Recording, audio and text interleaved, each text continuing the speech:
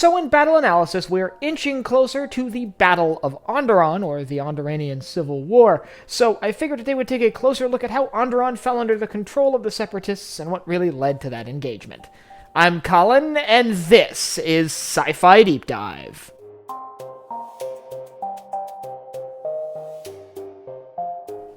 Remember, if you enjoy this video, to head down below and hit that subscribe button. So many of us are familiar with the campaigns on Onderon. It saw a rebel movement on the surface of the planet facing off against the Ondoranian royal court, which was under the control of separatist loyalists. But how exactly did Onderon get to this position? Well, for starters, let's talk about where Onderon is in the galaxy. Onderon is in the Inner Rim. It's closer to the core, and that makes it rather ideal for the separatists. They would like to gain control of this world that has specific strategic importance. And actually, at the start of the war, Onderon was kind of neutral, especially during the thick of the separatist crisis, in which the beginnings of the CIS were formed. The Ondoranians attempted to remain neutral, however, a coup was undertaken on their world shortly after the outbreak of the war. Following the Battle of Geonosis and the outbreak of the Clone Wars, tensions started boiling over on the neutral world of Onderon, and ultimately, within these tensions, a military coup was carried out with support of military leaders of local militia forces against the reigning monarch. King Rhaenys Deemup, who was a moderate who remained neutral in the conflict and opted for Onderon to remain out of the war. He was replaced by King Sanjay Rosh, who was far more pro-separatist, and ultimately ended up aligning the planet's sort of political orientation with the Confederacy. Now, this resulted in Onderon pretty early on in the war leaving the Republic and joining the CIS. This is within the first few weeks of the conflict. And it actually ties in a little bit to something we talked about a little while back, because the senators that the Ondoranians sent to the separatist parliament might be familiar. The senator for Onderon within the separatist parliament was none other than Nina Bonteri, the senator who helped attempt to broker a peace deal between the CIS and the Republic earlier in the conflict, with the assistance of Padme Amidala, representative for Naboo within the Galactic Republic Senate. So it just shows that even elements of the political apparatus on Onderon still cited at least neutrality, if not for the Republic, or at least for some peaceful resolution.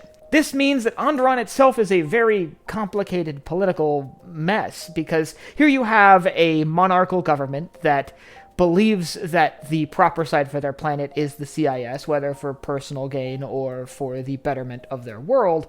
You have a large populist movement which sides for either neutrality or allegiance to the Republic, and that would change as Republic intervention in the Civil War continued. And you have senators within the Separatist Senate representing Onderon who seem to be siding for at least peace with the Republic, if not rejoining the Republic. So, with this tense political climate and a raging galactic conflict sort of undermining all of it, it's no wonder that the world erupted into civil war.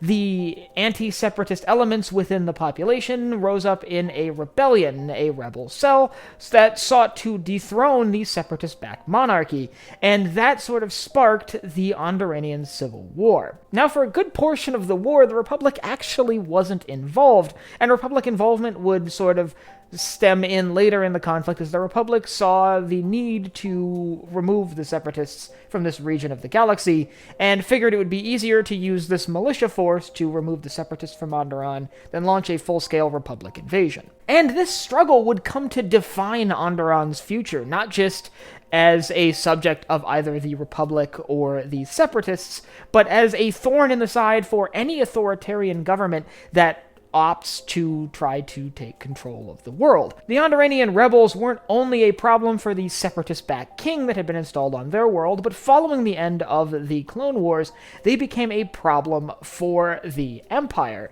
in the form of the Partisans, a group run by Saw Gerrera, who was a freedom fighter who we'll hear a lot about as we talk about the Ondoranian Civil War, because he played a key role in that conflict.